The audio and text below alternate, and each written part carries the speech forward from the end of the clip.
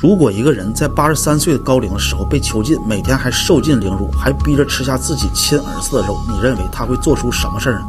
今天呢，我们就来讲讲周文王姬昌的故事，这背后还隐藏着中华文化的核心密码。在商纣时期，天下乱成了一锅粥，也就是封神榜的时期。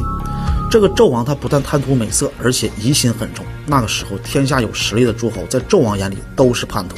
于是他就开始设套整人，把其中一个剁成了肉酱，另一个做成了肉干，还把一个关了起来。这被关了起来的就是当时的西伯侯姬昌，他呢也就是后来的周文王。纣王可不是把他关起来就算完了，而是从精神上开始折磨他。商纣王把姬昌的儿子炖成了肉丸，送到了姬昌的面前，说：姬昌啊，现在我们这里没有粮食给你吃了，如果你想要活下来，就吃我亲手给你做的肉丸吧。姬昌也是为了复仇大计，麻痹纣王的心理，他只好吃了下去，然后等到没人的地方再吐出来。后来姬昌在纣王的眼里啊，就是一个80多岁的老头，他只不过是一个委曲求全、贪生怕死的普通人而已，注定是掀不起什么大风大浪了。所以啊，就逐渐从他的身上转移了这个注意力。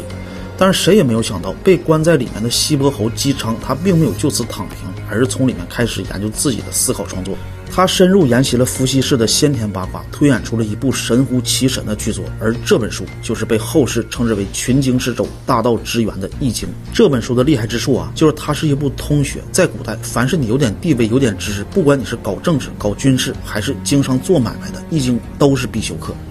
而到了现代呢，在哲学家的眼中、社会学家的眼中、科学家的眼中，这本书还能展示出另一个境界。所以《易经》不但继承了政治哲学、自然科学、社会科学，还包括文化和艺术。只要谈到中国传统文化，都很难绕开这门学问。而现在我们看到的这本书，就是怕大家看不懂文言文和晦涩难懂的符号，已经给翻译成了白话文的这个版本。它不仅有原文，很详细的注解，每页还有彩图和故事，读起来很容易，我就放在下方购物车里了。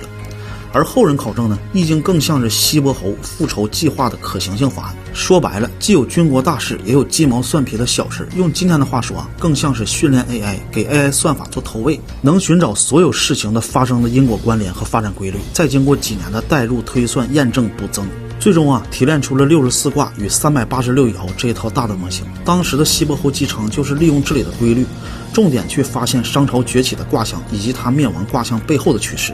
这样就可以找到干掉商纣王真正的密码。后来的历史也证明了一切。